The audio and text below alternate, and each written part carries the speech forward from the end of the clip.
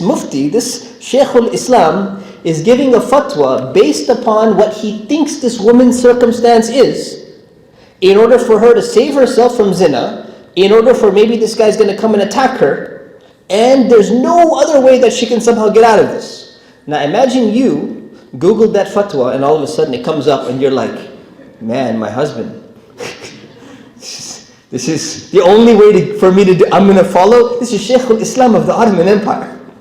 Sorry, Habib, poison in your food. No, so obviously the Sheikh al-Islam came later. Sheikh Abu Sa'ud, one of the great scholars, came back and said, no, you go to the qadi, go to the judge and you ask them to separate the two. There's a way out of this. There's a whole article on this, by the way. It's in the Journal of Islamic Law and Society by a non-Muslim called Colin Imber. It's called Why You Should Poison Your Husband.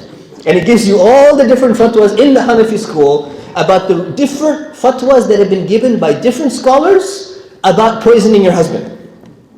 Now, should you pick and choose what you want? Sisters, please don't pick and choose on this one. Number one. Number two, should you follow the first fatwa that you come across, depending on your context and your circumstance? This is not the way things work, right? So we should be very cautious, we should be very careful, and we should realize that there's a criteria of training for a mufti. So there's one aspect of, you need to be careful about what type of fatwas, a fatwa is an answer by a religious scholar. What type of fatwas you're going to be taking, number one. And number two, be very careful who you ask to. This is an exception to the rule where the scholar gave kind of a strange answer here. But you know what's even stranger? You have a question about Islamic law, and you go, I'm just going to ask my friend. Does your friend know anything? He prays. I'm like, oh,